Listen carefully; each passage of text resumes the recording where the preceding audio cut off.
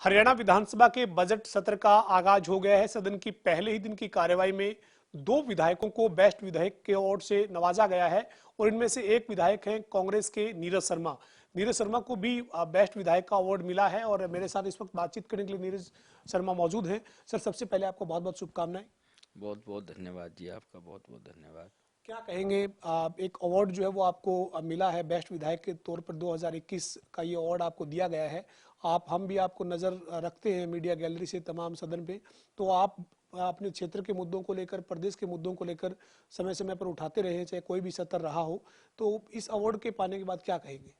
देखिए, आज ये बहुत ही गर्व और गौरव का विषय है, खास तौर से मेरी विधानसभा के लोगों ने जिन्होंने मुझे चुन के भेजा, और हरियाणा की जनता का मैं कोटि कोटि धन्यवाद करना चाहूँगा कि सबसे बड़ी पंचायत में मुझे ये सम्मान मिला। और मैं इस सम्मान को समर्पित करूँगा अपने पिता स्वर्गीय पंडित शिवचरण लाल शर्मा जी को, जिनके कर्मों की बदौलत, जिनकी मेहनत से मैं इस सदन के अंदर आया। और जो विधानसभा की स्पेशल कमेटी थी, उन सब सदस्यों का धन्यवाद करना चाहूँगा जिन्होंने मुझे इस योग्य समझा और ये सम्मान मुझे दिया। क्या आप जो है वो एक जनप्रतिनिधि के नाते आप जो है वो चुनकर सदन पहुंचे, उसके बाद आपकी जो जिम्मेदारी जनप्रतिनिधि के तौर पर आपके क्षेत्र के लोगों ने आपको दी, उसको आप बखूबी निभाते हुए दिखे। और अब इस अवार्ड के रूप में उस जब एक चयन समिति जो विधानसभा की थी, जिसमें मुख्यमंत्री और तमाम जो अन्य नेता उसमें शामिल थे, तो ये अवार्ड मिलने के बाद एक तरह से आपकी जो गंभीरता, आपके जो क्षेत्र के लोगों के प्रति जिम्मेदारी जो है, उसके ऊपर मोहर लगी है। मोहर भी लगी है, और ये अवार्ड मिलने के बाद मेरे पे और ज़्यादा जिम्मेदारी बढ़ गई है।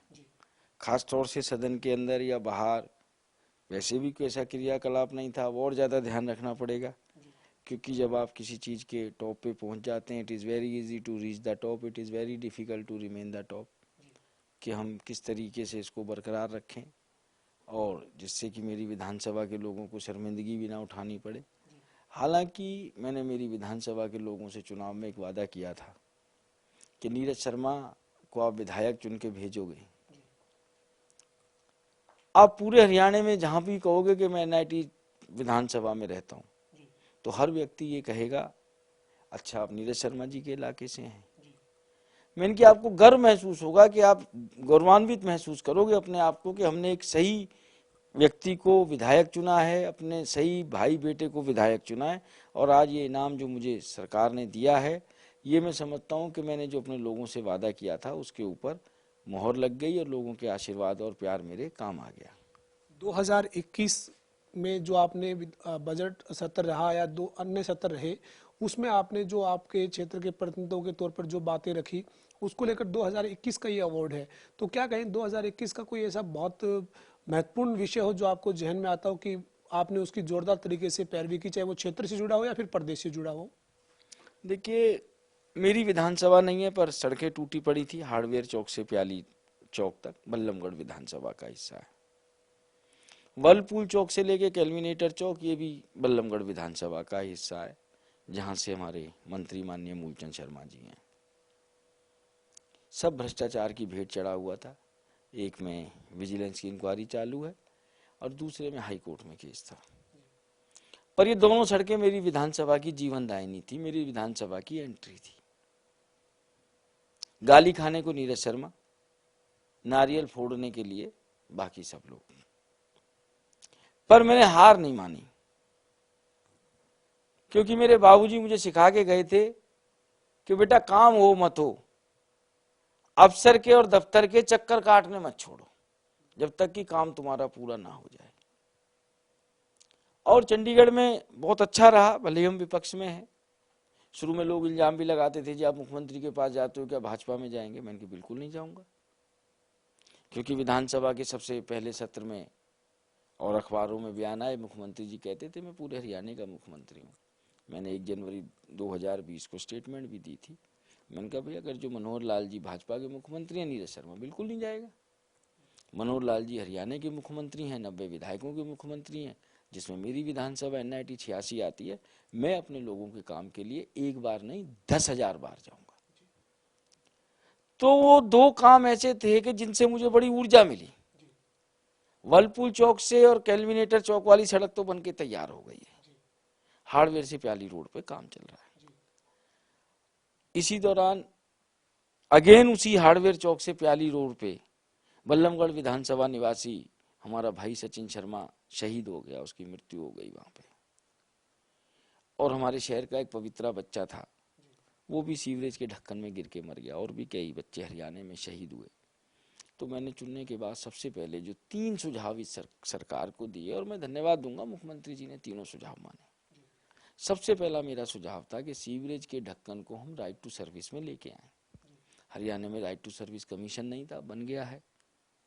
गाइडलाइंस तय नहीं हुई है, पर सरकार ने सीवरेज के ढक्कन को बदलने को राइट टू सर्विस में इंक्लूड कर दिया। ये बहुत बड़ी विजय मानता हूं। दूसरा, कोरोना आ गया, मैंने सुझाव दिया कि सॉर्बिटेट की गोली बहुत सस्ती आती है, और ख़ास तौर से जब हार्ट अटैक होता है, अगर जो वो गोली मरीज की जीभ के नीचे रख दी जाए तो इतना समय मिल जाता है कि व्यक्ति की ज़िंदगी बच सकती है। वो घोषणा हो गई है, सरकार ने मान लिया है, धरातल पे अमल नहीं हुआ है। तीसरा, उसका एक कारण कोरोना भी हो सकता है, क्योंकि पिछला 2 साल आप देखें ज़्यादातर समय कोरोना में चला गया। तीसरा मेरा सुझाव था कि सरकार ने एक शिवधाम योजना बनाई हुई थी कि शमशान या कब्रिस्तान तक के सड़कें पक्के होंगे।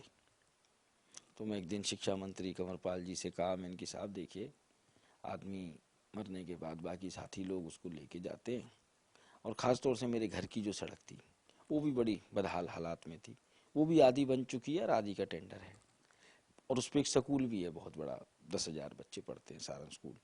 मैंने कहा साहब, आप ये शिवधाम आपने योजना बनाई है, ऐसी आप कोई योजना बनाएं कि बच्चे साफ कपड़े पहन के जाएं और साफ कपड़े पहन के घर आए। बहुत सी जगह ऐसे रास्ते हैं कि स्कूल तक रास्ते ही नहीं है। तो इस सरकार ने वो भी योजना मानी कि हर स्कूल के गेट तक सड़क बनेगी, वो मुख्यमंत्री घोषणा में ले रखी है। कार्यान्वित पूरी नहीं हुई है, पर मैं हमेशा एक चीज़ जरूर कहता हूँ, बेहतरी की गुंजाइश हमेशा रहती है। तो ये मैं 3 चीज़ें अपने आप को बहुत अपनी विजय मानता हूँ। एक, बल्लमगढ़ सोना रोड टोल रोड थी, रिलायंस अवैध रूप से टोल वसूल रहा था, सुविधा नहीं थी। 75% सुविधाएं मैं वहाँ दिलवा चुका हूँ, 25% का एक पेच रह गया है, जिसका माननीय उप मुख्यमंत्री जी ने ग्रीवेंस कमेटी में भी मैंने मुद्दा लगाया। उन्होंने 4 करोड़ का एस्टीमेट है वो दे दिया है, वो 2 डिपार्टमेंटों में उलझ रहा था। और सबसे बड़ा मुद्दा जो मैं सबसे बड़ी जीत मानता हूँ, और मैं समझता हूँ, देखिए आदमी ना, काम ऐसी चीज़ है, खासतौर से डेवलपमेंट, यू नेवर सेटिस्फाई, और होना भी नहीं चाहिए। मेरा ये मानना है, कम से कम नेता को तो सेटिस्फाई होना ही नहीं चाहिए कि आ गया और चाहिए और चाहिए और चाहिए, ये दिल मांगे मोर। हमारे यहाँ मेट्रो आ रही थी साहब, और कुछ भूमाफियाओं ने, शहर के कुछ लोगों ने मिलकर उसका रूट डाइवर्ट कर दिया, जबकि मैं उस समय विधायक नहीं था। हमें बताया गया कि मुख्यमंत्री जी ने घोषणा भी करी है कि मेट्रो रेल हमारे यहाँ प्याली चौक है, एक 3 विधानसभाओं का संगम है, भड़कल, बल्लमगढ़ और मेरी एनआईटी का। उसके लिए मैं पुनः कोटि कोटि धन्यवाद दूंगा अपने विधानसभा की सामाजिक संस्थाओं का, गुरुद्वारों का, मंदिरों का, मस्जिदों का, व्यापार मंडलों का, लोगों का। हमने ऐसी मुहिम चलाई, चंडीगढ़ गया मैं, दिल्ली जहाँ मेरी जानकारी मिली वहाँ गया मैं, और फाइनली हम अपना मेट्रो का रूट बदलवा के कि मेट्रो वापस उसी जगह से आए जहाँ से जरूरत हो। ये मैं समझता हूँ मेरी बहुत बड़ी अचीवमेंट है, और ये मेरे एनआईटी 86 की जनता के आशीर्वाद से इस कार्य को मैं कर पाया। उसके अलावा हम लोग जब चुन के आए तो उससे पहले हमारे यहाँ बोर्ड लगे हुए थे कि स्मार्ट सिटी में शामिल करने पे बहुत बहुत धन्यवाद। मैं विधायक बन के आया, मैंने सारे कागज पत्र देखे जो भी डेवलपमेंट से रिलेटेड थे, और मैं डेवलपमेंट के मामले में कभी भी ये नहीं रहता कि जी ये काम मेरे से पिछले वाले विधायक ने चालू कराया है, इसको नहीं होना। नहीं, डेवलपमेंट है, सबकी होनी चाहिए, इलाके की होनी चाहिए। जो सीएम अनाउंसमेंट में काम पेंडिंग थे, मैंने एक एक फाइल निकलवाई। क्यों काम पेंडिंग रह गए, नहीं हो पाए, 2016 तक की सीएम अनाउंसमेंट पेंडिंग थी। एक एक अफसर के पास, मंत्री के पास जा जाके मैंने कहा साहब ये सीएम अनाउंसमेंट है, ये तो करो, इसको क्यों नहीं करेंगे, मुख्यमंत्री जी ने घोषणा करी है। तो स्मार्ट सिटी के नाम पे हमको ठगा गया था। आज के दिन में आपके पास बैठा हूं, मैं बड़े गर्व से कह सकता हूं कि मेरे विधायक बनने से पहले मेरी विधानसभा की 1 इंच जमीन भी स्मार्ट सिटी का हिस्सा नहीं थी, और आज की तारीख में कम से कम 12 या 15 करोड़ का टेंडर लग चुका है, और वो पैसा सिर्फ और सिर्फ मेरी विधानसभा में खर्च होगा। हालांकि वो एरिया बेस्ड डेवलपमेंट प्रोग्राम था, परंतु उसको मैं दिल्ली अफसरों के पास जाके, फरीदाबाद बात करके, चंडीगढ़ बात करके, मैंने कहीं हार नहीं मानी। मैं अपनी विधानसभा का भी एक सड़क, जिसको एयरफोर्स रोड बोलते हैं, 60 फुट रोड बोलते हैं, उसको स्मार्ट सिटी के अंदर लाने का मैंने कार्य किया।